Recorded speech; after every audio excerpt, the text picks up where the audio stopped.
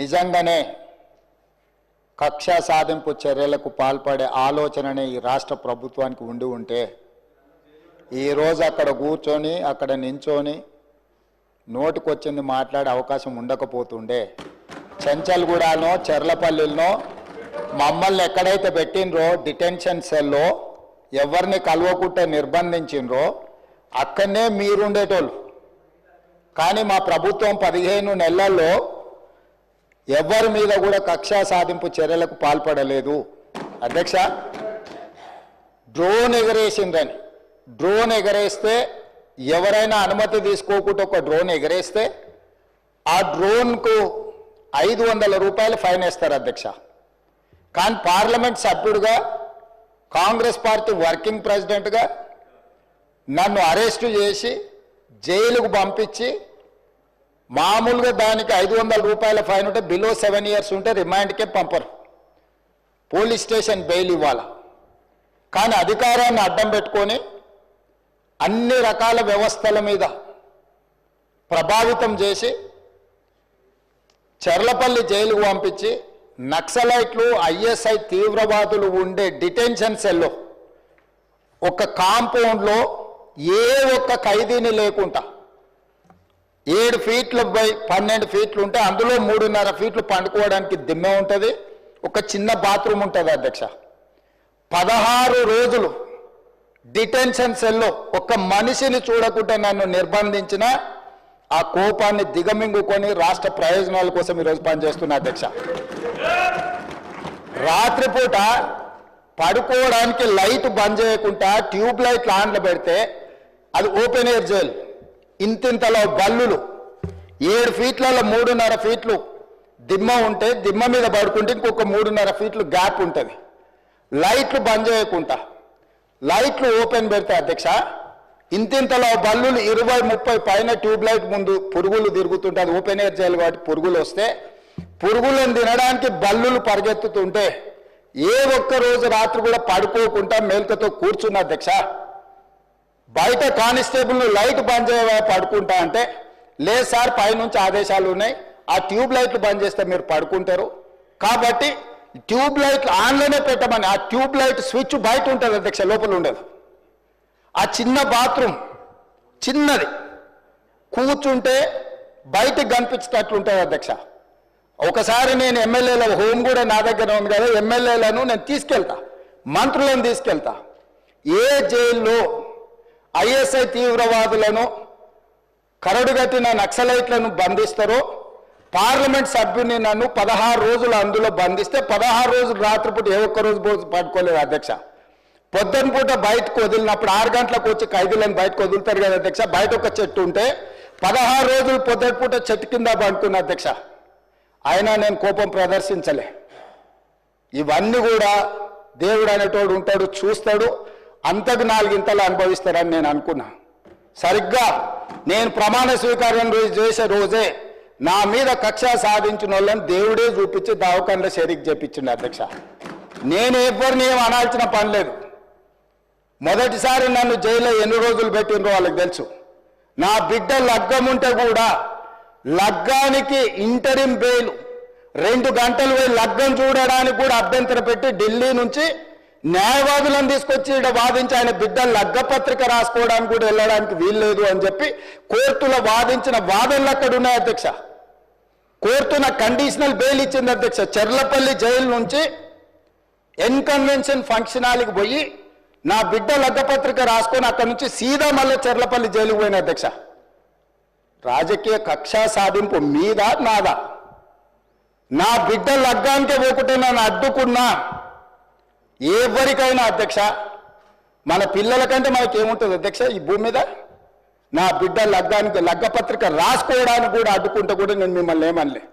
నేను పార్లమెంట్ సభ్యుడిగా ఉంటే, పార్టీ వర్కింగ్ ప్రెసిడెంట్గా ఉంటే ఎవరో జర్నలిస్టు డ్రోన్ ఎగరేసి వాళ్ళ విలాసవంతమైన బంగ్లాల వివరాలు తీసుకొచ్చి నాకు అందిస్తే వాటిని పత్రికలకు విడుదల చేసిన పాపానికి నన్ను అక్రమ కేసులు పెట్టి అదే చెర్లపల్లి జైల్లో డిటెన్షన్ సెల్లో పెట్టారు అధ్యక్ష.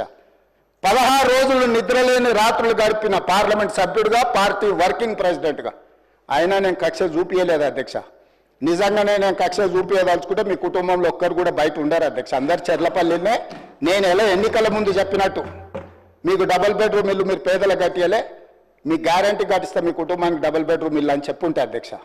ఎన్నికల హామీలు అమలు చేయలేదంటుంది కదా అధ్యక్ష. ఎన్నికలప్పుడు ఈ హామీ కూడా ఇచ్చిన, ఆ కుటుంబానికి చెర్లపల్లి జైల్లో డబుల్ బెడ్రూమ్ కట్టిస్తా, కొడుకు కోడలు అల్లుడు బిడ్డ ఉంటే వేరే వేరే ఎందుకుంటారు, అందరినీ కలిసి ఒకటే దగ్గర ఉండేటట్టు కట్టిస్తాను. కానీ ఆ హామీ కూడా నేను అమలు చేయలే, ఎందుకంటే నేను విఘ్నత ప్రదర్శించాలనుకున్నా. ఈ అధికారం ప్రజలు ఇచ్చింది ప్రజల సంక్షేమం కోసం, తెలంగాణ రాష్ట్ర అభివృద్ధి కోసం, పారదర్శకమైన పరిపాలన అందించడం కోసం నాకు అధికారం ఇచ్చిండ్రు. ప్రజలు ఇంత పెద్ద అధికారాన్ని, ఇంత పెద్ద బాధ్యతను ఈ వయసులో నాకు అప్పచెప్పింది నా కోపం కోసమో, లేకపోతే నన్ను నా పట్ల వాళ్ళు వ్యవహరించిన విధంగానే వాళ్ళ పట్ల నేను వ్యవహరించడానికి ప్రజలు నాకు అధికారం ఇవ్వలేదని విచక్షణను ఉపయోగించి ఈరోజు కూడా వాళ్ళ మీద ఇంతవరకు అక్రమ కేసులు పెట్టలేదు అధ్యక్ష. కానీ సొంత పార్టీ ఆఫీసులో కూలీ మనుషులను తెప్పించి రికార్డ్ చేయించి పచ్చి బూతులు మీరు తిట్టిస్తే కూడా చెంపలు వలగొట్టేంత శక్తి ఉన్న సంవయనంతో ఊరుకున్న అధ్యక్ష. ఎవరైనా బజార్లో ఏదైనా మాట్లాడితే మాట్లాడిన దాన్ని కూడా సెన్సర్ చేస్తాం. బూతులు మాట్లాడినప్పుడు ఒక బీప్ పెడతాం అధ్యక్ష, టెలికాస్ట్ చేయొద్దని. కూలీ పైసలు ఇచ్చి కిరాయి మనుషులను పెట్టించి మీరు పచ్చి బూతులు మాట్లాడిచ్చినా నేను ఏమాత్రం కూడా కక్ష సాధింపు చర్యలకు పాల్పడలేదు అధ్యక్ష. కాబట్టి ఈరోజు మేమేదో కక్షా చర్యలకు పాల్పడుతున్నట్టు, మేము కక్షా చర్యలకే పాల్పడితే ముఖ్యమంత్రికి ఉన్న విశేషమైన అధికారాలతో మీరు ఒక్కరైనా బయట ఉండేటోళ్ళా? ఈరోజు తెలంగాణ సమాజం అన్నిటిని గమనిస్తుంది. ఎక్కడికి వెళ్ళానని అడుగుతుంది, ఇంకెన్ని రోజులు బయట వదిలేస్తావని తీసి లోపలే. అసలు నువ్వు లోపలేస్తావనే కదా నీకు ముఖ్యమంత్రి పదవి చేసింది, నువ్వెందుకు ఇట్లా సమయం పాటిస్తున్నావు లోపలేయమంటే కూడా నేను ఏ రోజు కూడా అటువైపు పోయలేదు అధ్యక్ష. అదేవిధంగా ధనిక రాష్ట్రం, మేము హామీలను అమలు చేసినాం.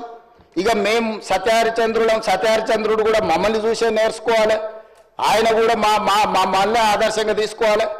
ఇట్లాంటి మాటలు మాట్లాడుతుంటే పర్వాలేదు, వాళ్ళ గొప్పతనాలు వాళ్ళు చెప్పుకుంటే నా ఇప్పు నువ్వు గోకు, నీ ఇప్పు నేను గోకుతా అనే పాలసీలో వాళ్ళ గురించి వాళ్ళు గొప్పలు చెప్పుకుంటా అంటే నాకు అభ్యంతరం లేదు. కానీ ఒకటి రెండు విషయాలు, తెలంగాణ సమాజం వ్యవసాయ కూలీలు, వ్యవసాయ రైతులు, వ్యవసాయం మీదనే ఆధారపడ్డ ప్రజలు తెలంగాణలో దాదాపుగా 70% ఉన్నారు. 2014 ఎన్నికలలో ఘనత వహించిన చంద్రశేఖరరావు గారు రైతులకు ఇచ్చిన హామీ ₹1,00,000 రుణమాఫీ చేస్తా అని అధ్యక్ష. ఎన్నికలయ్యి అధికారంలోకి వచ్చిన తర్వాత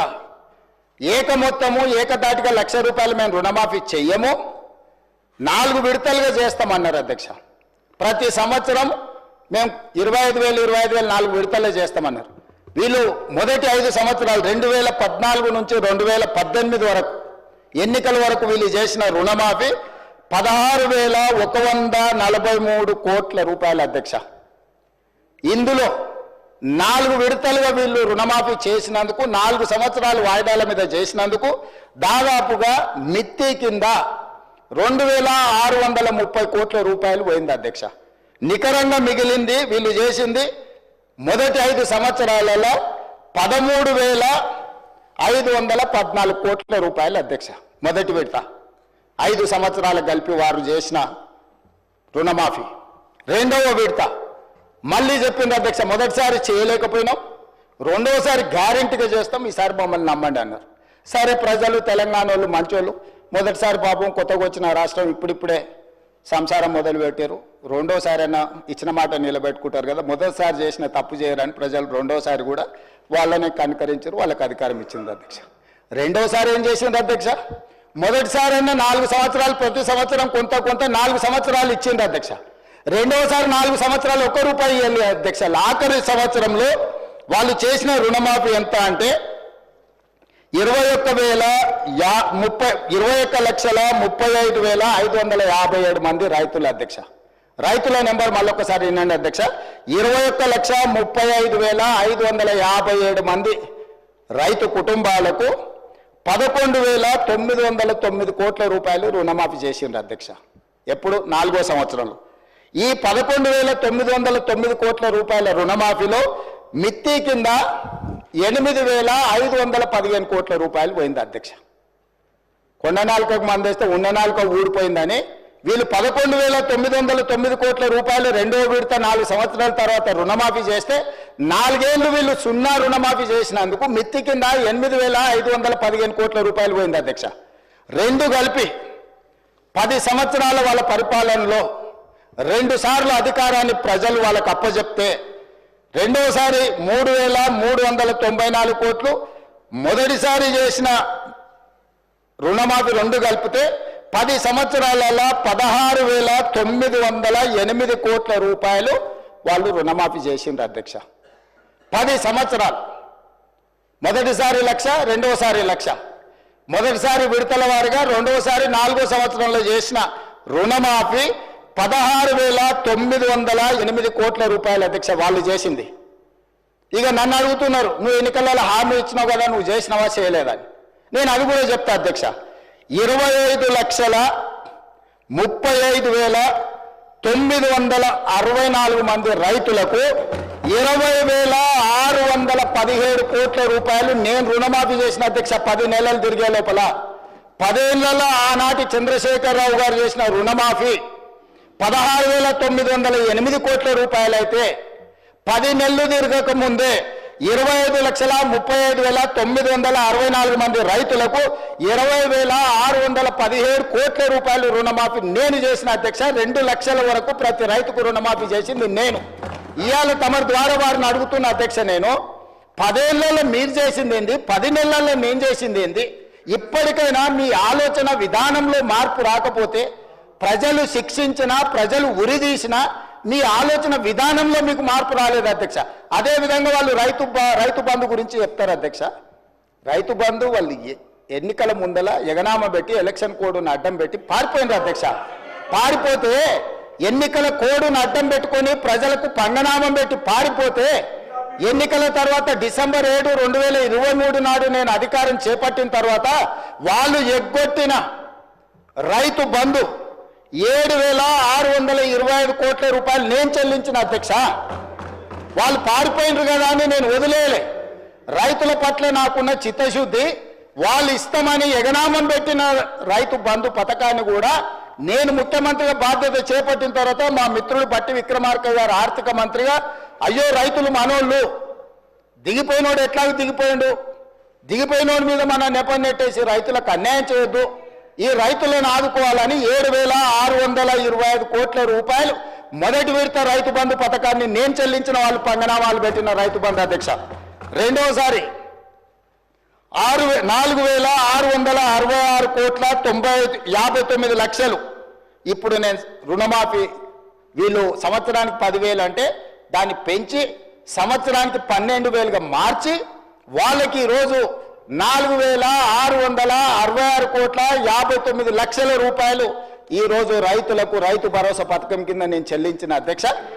టోటల్గా ఇప్పటి వరకు రైతు భరోసా పథకం కింద 12,291 కోట్ల 73 లక్షలు ఈరోజు నేను రైతులకు రైతు భరోసా పథకం కింద నేను ప్రభుత్వాన్ని ఏర్పాటు చేసిన తర్వాత నేను చెల్లించిన అధ్యక్ష. అదే రకంగా ఆనాడు వరేస్తే ఊరేసుకున్నట్టని వాళ్ళు మాత్రం వరి పండించుకొని ఫామ్ హౌస్లో 150 ఎకరాల కావేరీ సీడ్కు 4,500 రూపాయల క్వింటాల్ అమ్ముకున్నారు అధ్యక్ష. రికార్డు ఉంది. 4,500 అధ్యక్ష. వాళ్ళు పండించిన వడ్ల ఫామ్ హౌస్లో బంగారం పండుతుంది అధ్యక్ష. 4,500 రూపాయలకు క్వింటాలేమో దొరగారి ఒట్లు కొనుక్కుంటారు.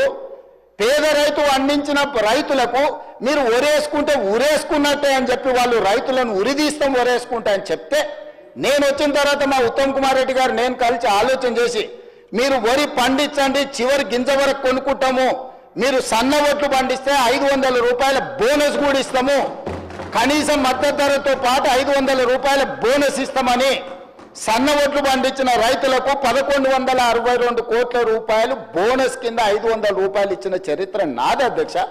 సంవత్సరం తిరిగే లోపల రైతులకు మేము అందించింది ఇది ఉచిత కరెంటు. ఏం సంబంధం అధ్యక్ష వాళ్ళకు ఉచిత కరెంటు? ఉచిత కరెంటును కనిపెట్టిందే కాంగ్రెస్ పార్టీ. ఈ దేశంలో కరెంటును కనిపెట్టిందే కాంగ్రెస్ పార్టీ. ఈ రాష్ట్రంలో కరెంట్ ఇచ్చిందే కాంగ్రెస్ పార్టీ. ఈ రాష్ట్రంలో రైతాంగానికి ఉచిత కరెంట్ ఇవ్వాలని అన్నదే కాంగ్రెస్ పార్టీ, కనిపెట్టిందే కాంగ్రెస్ పార్టీ. ఉచిత కరెంట్ అనే పేటెంట్ కాంగ్రెస్ పార్టీది. కరెక్ట్.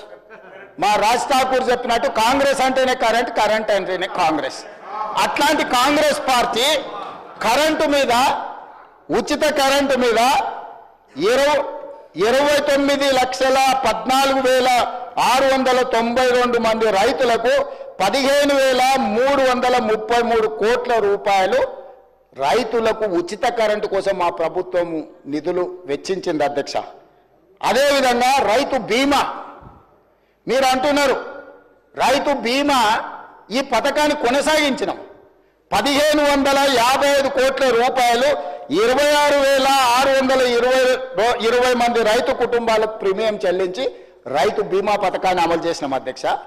ఇవాళ నేను తమరిని అడుగుతున్నా అధ్యక్ష, మీరు ఎగ్గొట్టిన రైతు బంధు మేమే చెల్లిస్తుమి, మీరు ఎగ్గొట్టిన రైతు రుణమాఫీ మేమే చేస్తుమి, మీరు ఒరేసుకుంటే ఉరేసుకున్నారని మీరు చెబితే కూడా మేము ఆ ఒరిని ఇవ్వడమే కాకుండా 500 రూపాయల బోనస్ ఇచ్చి కొనుగోలు చేస్తుమి.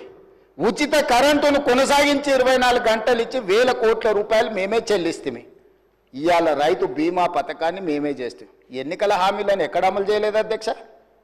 మీరు 10 ఏళ్ళు చేయలేని పనులు 10 నెలల్లో మేము చేసినప్పుడు కళ్ళల్లో నిప్పులు పోసుకునే బదులు, కడుపులో కత్తులు పెట్టుకొని కౌగులించుకునే బదులు, అరే పిల్లగాడు అయినా యువకుడు అయినా బాగా చేసినవా, మంచిగా ఉంది, ఇంకా కష్టపడు, ఇంకా కొంచెం బాగా చేయని ప్రోత్సహించినట్టు మాట్లాడవచ్చు కదా ప్రతిపక్ష నాయకుడు వచ్చి. వారి వయసుకి వారి అనుభవానికి మేము గౌరవం ఇస్తామది కదా అధ్యక్ష. వారు ఒక్క రోజైనా ఒక్క మాట అయినా ఈ ప్రభుత్వం నన్ను అభినందించడం వారికి ఇష్టం లేకపోవచ్చు, ఎందుకంటే వారి కుర్చీని నేను గుంజుకున్నా కాబట్టి వారికి నా మీద కోపం ఉండొచ్చు, తప్పలేదు. కానీ ప్రభుత్వాన్ని నేను అభినందించాలి కదా అధ్యక్ష. ఇది పక్కన పెడితే వడగండ్ల వానలు గతంలో ఎన్నడూ అకాల వర్షాల వల్ల, వడగండ్ల వల్ల పంట నష్టం జరిగితే ఏ రోజు ఇయ్యలే. ఈ రోజు వడగండ్ల వానతోనే అకాల వర్షాలతో పంట నష్టం జరిగితే ప్రాంతాలు పర్యటించి ఎకరాకు 10,000 రూపాయల లాగా పంట నష్టపరిహారం మేము అందించినాం అధ్యక్ష. అట్లా కూడా రైతులను మేము ఆదుకున్నాం. అదేవిధంగా ఇప్పుడు వారు చెప్తున్నారు ధనిక రాష్ట్రం, మీరు దివాలా తీసిన రాష్ట్రం ఎట్లా అంటారని. నేను కొన్ని లెక్కలు చెప్తా అధ్యక్ష. ఈ లెక్కలన్నిటిని విన్న తర్వాత ఈరోజు మనము ఊపర్ శర్వాణి అందరు పరేషాని అనేది ఉందా లేదా అనేది ఈరోజు రాష్ట్ర ప్రజలు ఆలోచన చేస్తారు అధ్యక్ష. 16 మంది ముఖ్యమంత్రులు దాదాపుగా 1956 నుంచి 2014 వరకు 58, దాదాపుగా 60 సంవత్సరాలు లెక్కేసుకొని 16 సార్లు ముఖ్యమంత్రులు చేసిన అప్పు ఎఫ్ఆర్బిఎం రాష్ట్రాలకు 4 రకాల అప్పులు చేయడానికి ఉంటుంది అధ్యక్ష. ప్రత్యక్షంగా రాష్ట్ర ప్రభుత్వం అప్పు చేయడానికి ఎఫ్ఆర్బిఎం అంటారు అధ్యక్ష. అదొక అప్పు. గవర్నమెంట్ గ్యారెంటీ ఇచ్చి స్పెషల్ పర్పస్ వెహికల్స్ కింద వాళ్ళు పెట్టుకున్న కార్పొరేషన్స్ మీద మనం గవర్నమెంట్ గ్యారెంటీ ఇస్తుంది, కార్పొరేషన్ పేరు మీద, కానీ చెల్లించేది కూడా మనమే. 3వ రకం అధ్యక్ష, గవర్నమెంట్ గ్యారెంటీ ఇస్తుంది, కార్పొరేషన్స్ తెచ్చుకున్న గ్యారెంటీ ఇచ్చినా ఆ కార్పొరేషన్సే తిరిగి చెల్లించుకుంటాయి. 4వది గవర్నమెంట్ గ్యారెంటీ ఉండదు, వాళ్ళు సొంతంగా చేసుకుంటారు అధ్యక్ష. ఈ 4 రకాల రాష్ట్ర ప్రభుత్వానికి అప్పులు చేసే వెసులుబాటు ఉంటే ఎఫ్ఆర్బిఎం పరిధిలో జూన్ 2, 2014 తెలంగాణ రాష్ట్రం ఏర్పడ్డ రోజు వారికి అప్పచెప్పినప్పుడు తెలంగాణ రాష్ట్రం యొక్క అప్పు 72,658 కోట్ల అధ్యక్ష. ఎఫ్ఆర్బిఎం అప్పు నికరంగా రాష్ట్ర ప్రభుత్వం చేసిన అప్పు. అదేవిధంగా government guaranteed loans raised by SPV but are serviced by government, అంటే ఎస్పీవి మీద లోన్ ఉన్నా గవర్నమెంటే కడుతుంది, 11,609 కోట్ల అధ్యక్ష. అదేవిధంగా government guarantee loans which are raised by SPV and served by them, అంటే గవర్నమెంట్ గ్యారంటీ ఇస్తుంది కార్పొరేషన్లకు, తిరిగి కార్పొరేషనే కట్టుకుంటుంది. ఆ పేరు మీద 5,893 కోట్లు. అదేవిధంగా గవర్నమెంట్ గ్యారంటీ లేకుండా వాళ్ళే తెచ్చుకునేటి ఆ రోజు 0, 1 రూపాయి కూడా అప్పు లేదు. ఈ మొత్తం కలిపితే 3 రకాల అప్పులు కలిపినప్పుడు జూన్ 2, 2014 సభ్యులందరూ కూడా వినాలి, 90,161 కోటి అధ్యక్ష. 90,161 కోటి రూపాయల అప్పుతోని ధనిక రాష్ట్రంగా వారికి మేము అప్పచెప్పడం జరిగింది. తెలంగాణ రాష్ట్రం ఇవ్వడమే కాకుండా హైదరాబాద్ రాష్ట్రంతో కూడుకున్న తెలంగాణను మిగులు బడ్జెట్తో కేవలం 90,161 కోట్ల రూపాయల అప్పుతోని వాళ్ళకి రాష్ట్రాన్ని అప్పచెప్పినాం అధ్యక్ష. 10 సంవత్సరాలలో వాళ్ళు చేసింది కూడా చెప్తా అధ్యక్ష. 1/12/2023 7 తారీఖు నాడు నేను బాధ్యత తీసుకున్నా, కానీ లెక్కలు ఆ మంత్ వరకు తీసుకున్నా. 1/12/2023 నాటికి ఎఫ్ఆర్బిఎం అప్పులు 3,87,173 కోట్ల అధ్యక్ష. అంటే 3 లక్షల దాదాపుగా 20,000 కోట్లు ఈ 10 సంవత్సరాలలో వీళ్ళు తీసుకొచ్చారు అధ్యక్ష. అదేవిధంగా government guaranteed loans raise by SPV but service by government 1,27,209 కోట్ల అధ్యక్ష. అదేవిధంగా థర్డ్